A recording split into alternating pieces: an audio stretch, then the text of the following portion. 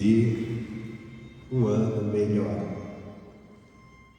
Mas, se nós continuarmos agindo da mesma forma, fazendo as mesmas coisas, nada vai mudar. Se nós queremos não apenas um ano, mas uma vida melhor, nós precisamos de algo importante: sabedoria. No livro de Provérbios, no capítulo 4, só para iniciar, não é aqui que eu vou ler, mas você pode acompanhar. 4, 7.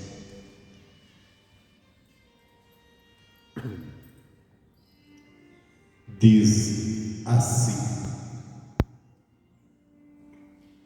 livro de Provérbios, capítulo 4, versículo 7. Isso aqui eu vou usar apenas como uma introdução, que ele diz assim: sabedoria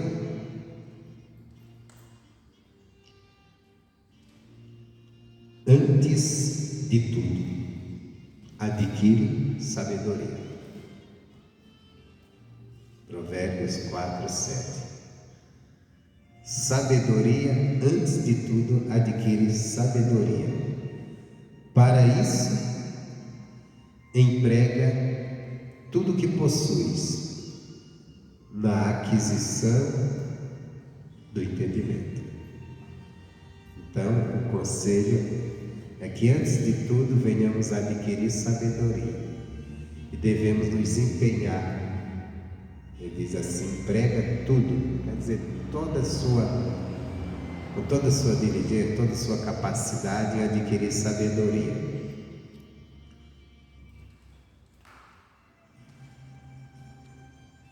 Lá no livro de Jó, e é lá que nós vamos, Jó 28,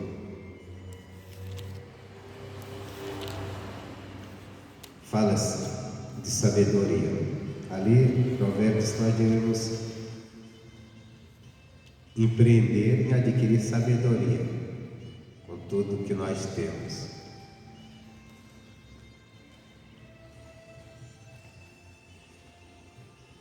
No livro de Jó, capítulo 28, nós vamos pegar alguns versículos aqui. Não vou pegar tudo aqui, muita coisa. Então, alguns versículos falando sobre isso, sobre sabedoria. Jó 28.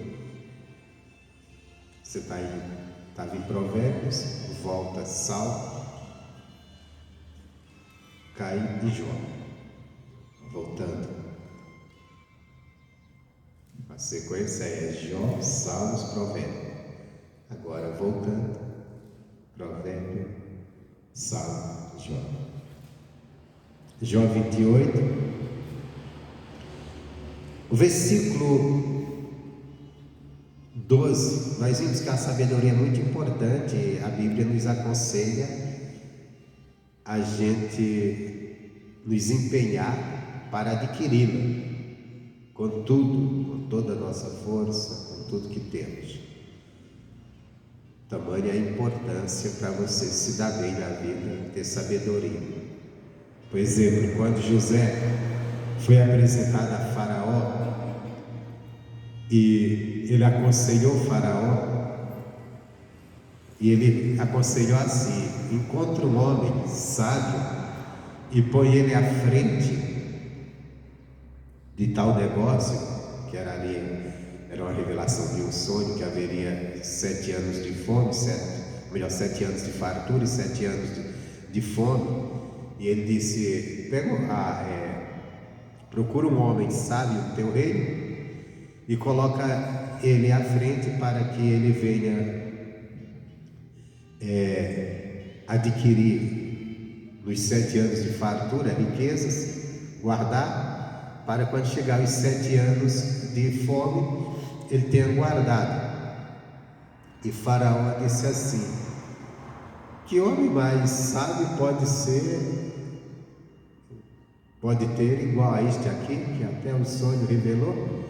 E foi ali que ele levantou José para ser uma espécie, a Bíblia diz governador do Egito, uma espécie de primeiro-ministro, porque tinha o rei, que era Faraó, e depois do rei tinha José, que governava todo o Egito, só obedecendo a Faraó. E todos os demais estavam debaixo da autoridade de José. Sabedoria que levou a isso, sabedoria que Deus deu.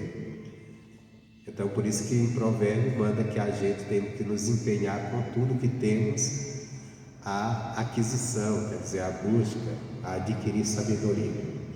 Aqui em Jó, fala também de sabedoria. O próprio Jó, falando sobre sabedoria, capítulo 28, versículo 12, ele diz: porém, onde se achará sabedoria? E onde está o lugar da inteligência? Duas coisas que ele fala aqui, que às vezes podemos até confundir uma com a outra: sabedoria e inteligência. E ele diz: onde está isso? Então quer dizer, a Bíblia manda a gente buscar, a gente nos empenharmos na aquisição, a adquirir. E Jó faz a pergunta: porém, onde achará sabedoria e onde está o lugar da inteligência? E no versículo 13, li o 12, no 13 ele diz: o homem não conhece o seu valor, nem ela se acha na terra dos viventes. Uau! Já imaginou? A Bíblia nos aconselha a buscar sabedoria, mas diz que ela não se acha na terra dos viventes. Então, onde eu vou buscar sabedoria? Onde eu vou achar sabedoria? Se ela não se encontra na terra dos viventes. Aí ele vai descrevendo algumas coisas, o valor da sabedoria, mas não vou entrar nesse assunto. Eu vou pular aqui e vou para o versículo 20, que continua a interrogação, dizendo: de onde, pois, vem a sabedoria e onde está o lugar da inteligência? Mais uma vez, sabedoria, volta a dizer, se você quiser vencer, se você quiser algo diferente, você precisa de sabedoria, você precisa de inteligência, duas coisas você vai precisar. Só que a pergunta diz que ela não habita na terra dos viventes. Pergunta: onde se achará? Onde está o lugar dela? E aqui de onde vem a sabedoria e onde está o lugar da inteligência? O versículo 21 deixa mais complicado, diz: pois está encoberta aos olhos de todo vivente e oculta as aves do céu. Bom, então está difícil, né? Está difícil da gente viver Provérbios, que diz que nós temos que empenhar e encontrar. Aí mais uma vez ele começa a descrever, e no versículo 24, ou melhor, no versículo 23, ele diz: Deus entende o seu caminho e Ele sabe o seu lugar. Então só tem um lugar para a gente buscar essa sabedoria que vai nos levar a vencer, buscando em Deus, buscando nos unindo a Deus, buscando comunhão com Deus. Porque se a sabedoria não se acha ela na terra dos viventes, o homem não conhece, não sabe, não a conhece, mas Deus conhece. Então nós temos que nos aproximar de Deus, nós temos que chegar mais perto de Deus, nós temos que a cada dia nos unir a Deus, porque Deus que entende o caminho da sabedoria, só Ele pode nos mostrar o caminho da sabedoria. Deus que sabe o seu lugar, só Ele pode nos mostrar o lugar onde encontrarmos sabedoria. O mundo é cheio de homens que se acham sábios e são tidos como sábios. Mas essa sabedoria que vem de Deus, eles não conhecem. Só o próprio Deus conhece. E por isso nós precisamos cada dia nos aproximar de Deus. No versículo 24 ele diz: porque Deus conhece, entende o caminho da sabedoria. Porque Ele vê as extremidades da terra e vê tudo o que há debaixo dos céus. Então, para Deus nada está oculto, Ele vê tudo. Então, aquilo que o homem não conhece, aquilo que o homem não sabe, o seu caminho, Deus sabe. Deus conhece tudo, tudo está claro aos seus olhos. E ele continua dizendo, escrevendo sobre Deus: quando deu peso ao vento e tomou a medida das águas, quando prescreveu leis para a chuva e caminho para o relâmpago dos trovões. Então Deus viu e relatou, e preparou, e também esquadrinhou. Mas disse ao homem: eis que o temor do Senhor é a sabedoria. Então aqui está o que é a sabedoria e o que é que nós devemos buscar. O temor do Senhor. O temor do Senhor é a sabedoria. E por isso que eu tenho cada dia me aprofundar mais em meditar na palavra de Deus, em conhecer a vontade de Deus, em conhecer a Deus, para que eu compreenda o temor do Senhor. No dia que eu compreender e andar no temor do Senhor, eu estou de posse da sabedoria. O temor do Senhor é a sabedoria. Se o temor a Deus estiver dentro de nós, no nosso coração, tudo que nós fizermos, no nosso falar, nas nossas atitudes, no nosso agir, nós estivermos temendo a Deus, então nós estamos de posse da sabedoria, nós encontramos a sabedoria. O temor do Senhor é a sabedoria. Se você quer um ano melhor, se você quer uma vida melhor, você precisa de sabedoria. Não a sabedoria que o mundo ensina. Sabedoria que o mundo ensina, você até adquire algumas coisas e até se dá bem na vida, mas você não chega até Deus. E às vezes o que você consegue, você pode perder também. Agora a sabedoria que você aprende com Deus, que você vive a Deus, ela te guarda, ela te protege, ela te abençoa e ela te leva à eternidade com Deus. E qual que é essa sabedoria? O temor, e o próprio Deus que disse para o homem: eis que o temor do Senhor é a sabedoria, e apartar-se do mal é a inteligência. Você quer ser uma pessoa inteligente? Gente que gosta, de exibir inteligência. Inteligência é apartar-se do mal. É tudo aquilo que é mal aos olhos de Deus, eu me apartar. Vamos entender. A nossa carne, o nosso estado natural, ele tende ao pecado, às coisas más aos olhos de Deus. Tanto é que a Bíblia diz que aquele que está na carne não pode agradar a Deus, não tem como agradar a Deus na carne. Deus é Espírito. Então nós só vamos agradar a Deus andando na vontade dEle, na palavra dEle. E para eu fazer isso, eu tenho que me apartar do que é mal. Vamos dizer, aquilo que eu gostava, que eu defendia, ou aquele achismo que eu tenho dentro de mim, mas que está contrário à palavra de Deus, eu tenho que me apartar daquilo.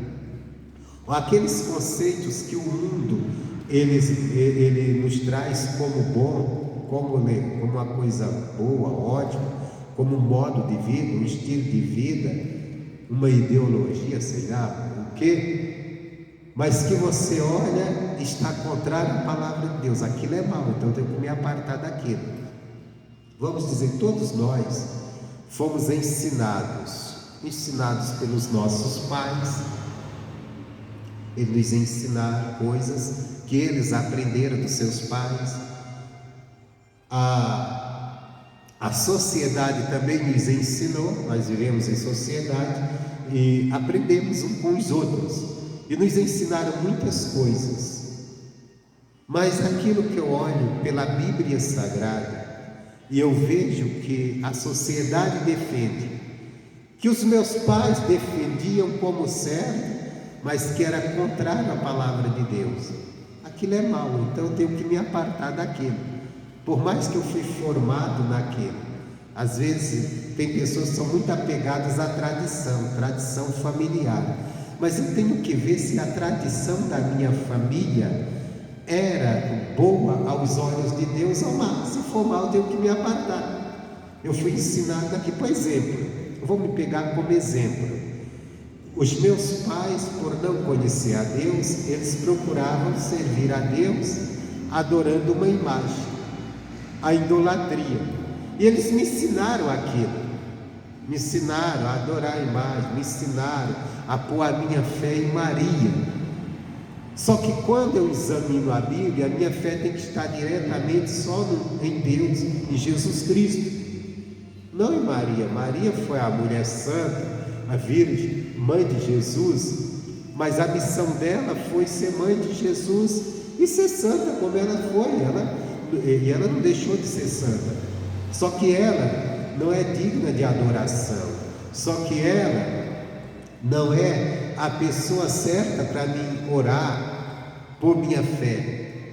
Você conhece, né, a oração a Maria tradicional, que é a Ave Maria, cheia de graça, né? Essa oração, rogai por nós pecadores. Maria não tem mais o que rogar por nós.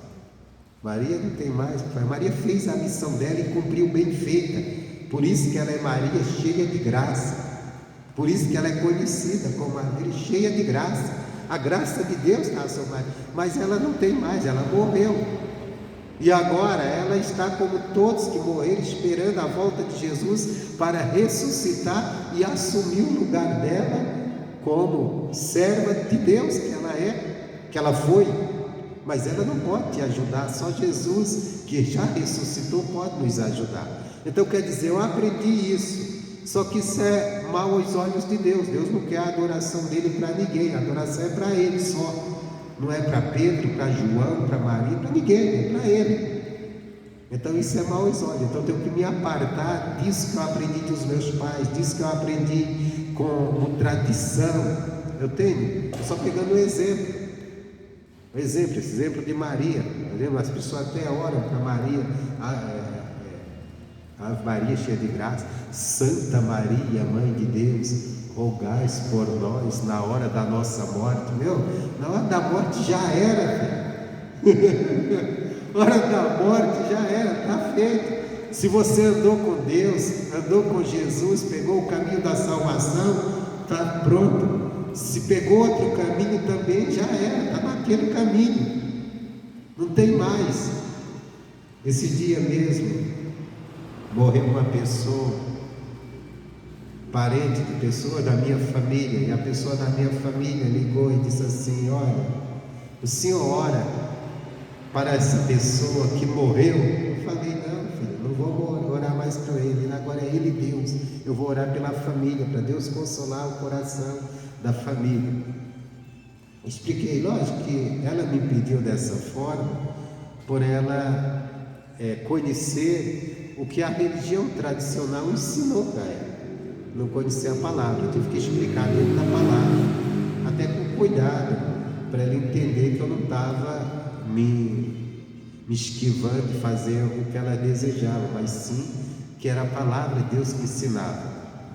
Então quer dizer, mas as pessoas oram dessa forma.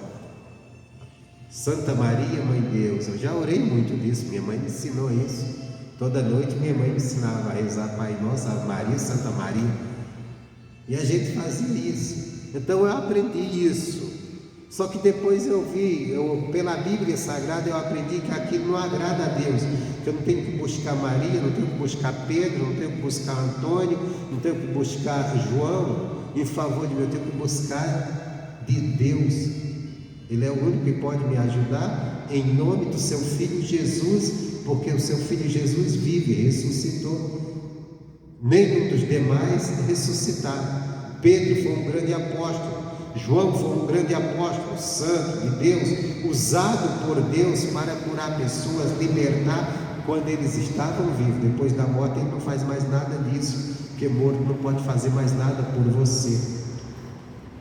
São homens santos, morreram na santidade servindo a Deus, mas eles estão esperando a volta de Jesus para ressuscitar e junto com Jesus reinar. Até então eles não podem fazer nada por ninguém, e depois que ressuscitarem também não vão mais fazer, porque também Jesus já virá, recolhe os que são seus, e o mundo perdido fica perdido, porque já vem com juízo, já vem com o decreto.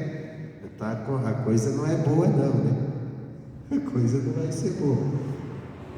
Por isso nós temos que cuidar da nossa salvação. Mas voltando, a sabedoria é o temor do Senhor, e a inteligência é apartar-se do mal. Tudo aquilo que for mal, aí que nós precisamos todos os dias examinar a palavra de Deus, meditar na palavra, aprender de Deus, para nós entendermos aquilo que é mal nos olhos de Deus.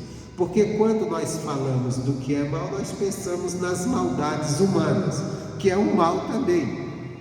Nós pensamos numa pessoa que faz mal a outra, numa pessoa que é maldosa com a outra, que causa um dano a outra.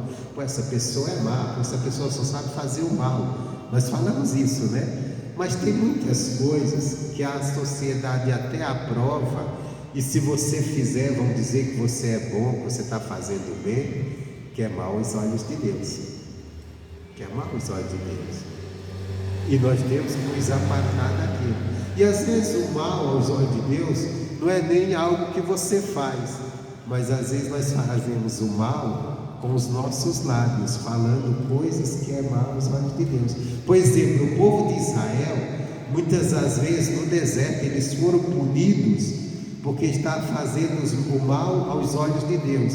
E o mal que ele estava fazendo, eles não estavam roubando, eles não estavam matando, eles não estavam perseguindo ninguém, mas eles, diante das dificuldades, eles estavam murmurando, deixando de crer em Deus e abrindo a boca para falar palavras que não deviam, e aquilo foi mal aos olhos de Deus. Então nós temos que tomar um cuidado na nossa caminhada com Deus, com aquilo que falamos, principalmente naqueles momentos que estamos ou indignados com alguma coisa, ou às vezes que estamos realmente, o momento está difícil, a luta está grande, e nesse momento, se você não cuidar, você pode pegar o caminho do mal, falar coisas que Deus vai olhar e vai dizer: não deveria estar falando isso, da boca dessa pessoa deveria estar saindo isso, e aquilo vai ser mal. Então vamos nos apartar do mal. Essa é a inteligência. E o caminho para você viver essa inteligência, o caminho é a palavra. Porque se você não tiver a palavra, de repente você pode estar fazendo coisas ou falando coisas que são mal aos olhos de Deus, mas que você nem percebe, porque a sociedade acha normal. Tem coisas aí que o mundo defende, que o mundo sem a palavra de Deus acha certo, mas quando nós vamos à palavra de Deus, nós vemos que aquilo é mal aos olhos de Deus. E se eu estou trilhando aquele caminho, eu tenho que me afastar dele. Esse é o ser inteligente, para vivermos sim a grande bênção de Deus. Agora, a sabedoria, nós sabemos que a sabedoria é o temor do Senhor. E essa sabedoria, como ela chegou a nós? Porque ela já chegou a nós. 1 aos Coríntios, capítulo 1. Primeira carta aos Coríntios, capítulo 1. Olha a nossa sabedoria, o que deve ser. E que nós devemos buscar, empenharmos toda a nossa força, tudo que temos para adquirir.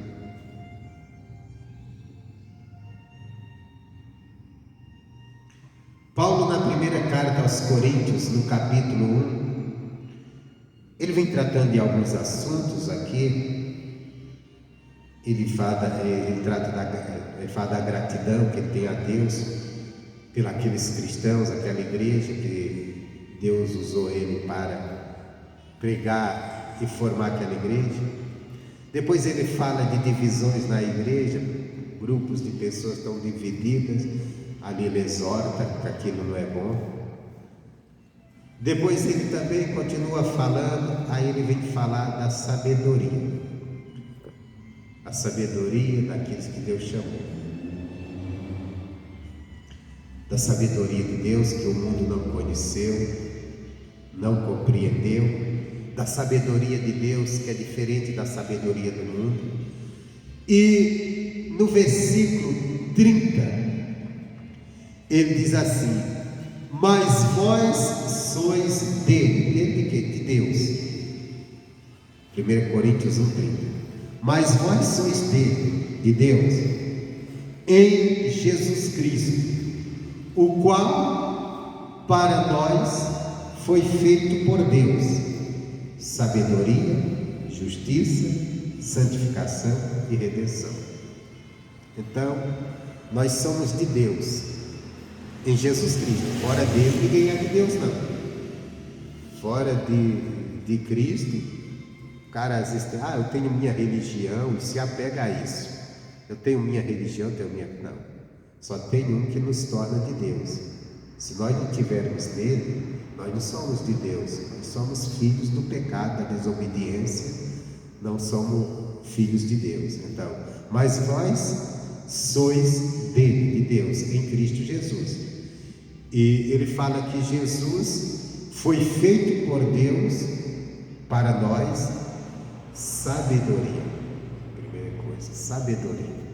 Então eu tenho cada dia, se eu quero ser sábio, eu tenho cada dia buscar Cristo, estar nele. Estar em Cristo é o que? Buscar Cristo é buscar os seus ensinamentos, sua palavra, crer na obra que ele fez por mim no Calvário, que fez por você. Aí ele será a nossa própria sabedoria. Em outras palavras, nós não devemos andar fora de Cristo, fora dos seus ensinamentos. Se nós quisermos ser pessoas sábias, a sabedoria nossa, de Deus, para nós é essa, Jesus Cristo. É nele que nós vamos entender a vontade de Deus, é nele que nós vamos entender o que Deus tem para nós, é nele que nós vamos entender como Deus quer que nós nos portamos. Por isso que Jesus ele veio ao mundo para nos dar o exemplo, que assim como ele fez, nós devemos fazer. Como ele andou nesse mundo, nós devemos andar. Entenda bem, porque Jesus é nossa sabedoria? Porque a sabedoria está com Deus. Deus é espírito, você não pode ver Deus. Então não tinha como você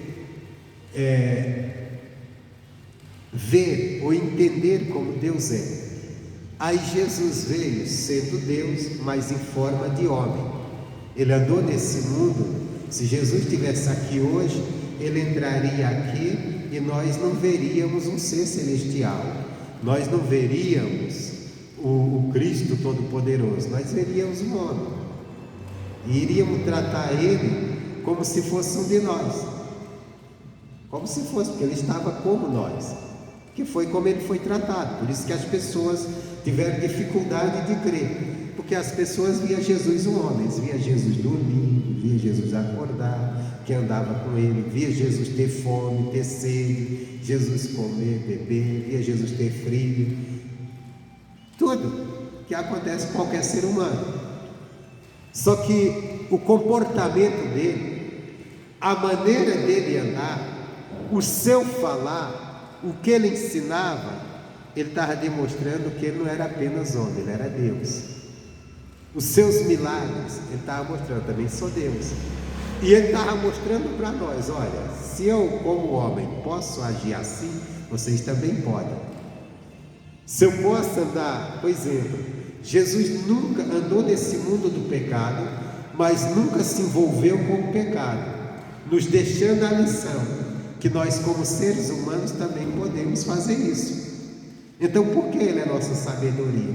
Porque ele é aquele que nós podemos, aquele homem que nós podemos nos espelhar nele, olhando, não, espera aí, se Jesus não andou, por exemplo, hoje o maior problema das pessoas, hoje não, sempre foi o problema do sexo. Sempre as pessoas caíram nisso. Você vê, a prostituição é uma coisa, é um pecado mais velho, mais antigo. Mais antiga, a prostituição. Por quê? Porque é um pecado que ele domina o ser humano. Ele domina. Por exemplo, a Bíblia nos ensina a importância da virgindade, de casar virgem. Não é só para a mulher, não, é para o homem também. Não tem essa não. A relação sexual, ela tem que ser para o casado, para quem está casado, não para quem está solteiro. Só que as pessoas não se dominam, e solteiro elas vão praticar aquilo ali, e elas estão fazendo o quê? Praticando o quê? A fornicação. E a Bíblia diz que a fornicação vai deixar a pessoa fora do reino de Deus. A pessoa não vai entrar nos céus na fornicação.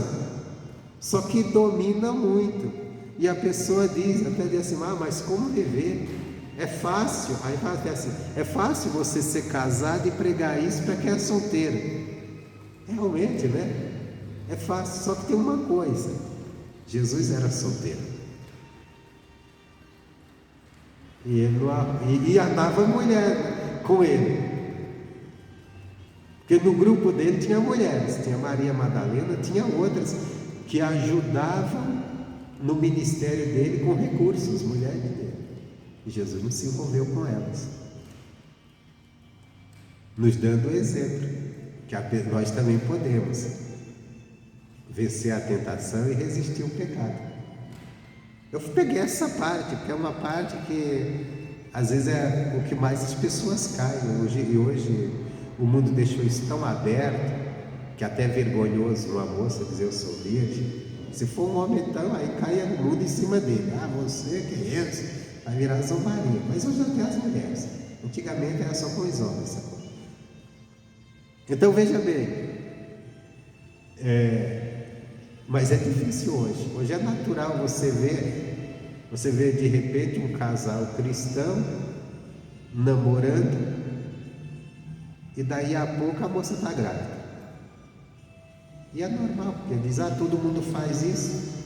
Só que se olhar na Bíblia, está na fornicação, e se morrer naquele momento, naquela situação, não vai entrar nos céus. Está na igreja, mas não vai. Por quê? Porque a fornicação está escrito na Bíblia. A fornicação, os fornicários não herdarão o reino dos céus.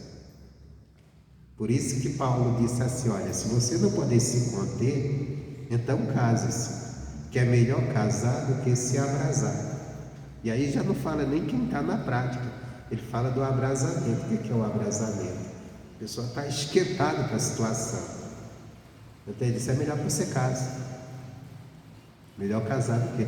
O mundo nos ensina que a pessoa tem que preparar a sua vida, sabe aquela frase que diz, se você quer casar, tenha casa primeiro. Então vai primeiro trabalhar, construir casa, patrimônio, para depois você casar.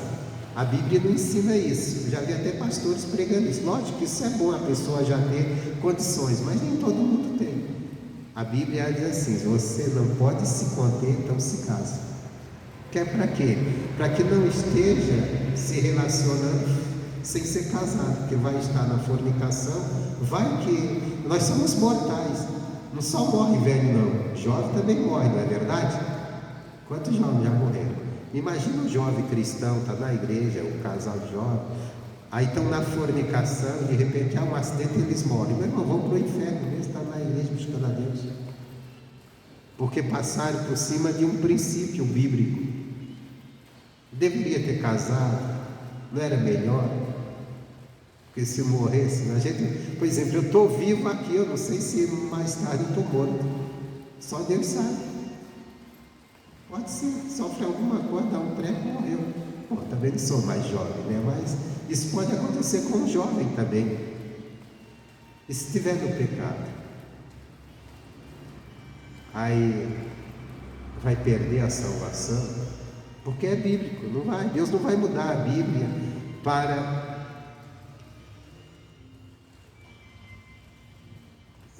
facilitar a vida de alguém. É nós que temos que aprender. E Jesus foi um exemplo. Ele andou nesse mundo, ele foi jovem. e ele andou na santidade. Então tudo isso está para nós. Mas não é só isso não é só esse lado que eu estou falando, é em tudo. Então por isso que ele é nossa sabedoria, a gente aprender com ele, olhando sempre para Jesus, e ver, não, espera aí, ele agiu assim, ele não fez isso, por que eu tenho que fazer? Ele não agiu dessa maneira, por que eu tenho que agir? Isso é em tudo. Se a gente olha, por isso que Jesus é a nossa sabedoria, a sabedoria de Deus para nós. Deus enviou Jesus, feito homem, para nós olharmos para esse homem Jesus, ver como ele se portava, ver como ele fazia, ver as suas atitudes, a sua maneira de viver, e nós aprendermos com ele e vivermos como ele viveu. Como Jesus nos ensinou a vencermos as tentações, e às vezes elas são grandes na nossa cara, orando e vigiando. Como é que nós vigiamos? Olhando para nossas atitudes e confrontando elas com a palavra. A palavra de Deus se agrada do que eu estou fazendo, mas não. E oração. Oração para que estejamos. Não adianta só orar e não ter a vigilância. Não adianta ser vigilante e não orar, porque você não vai ter força para vencer. Eu sei que isso é errado, está, a palavra de Deus condena, mas aí os meus impulsos carnais são mais fortes e eu acabo cedendo.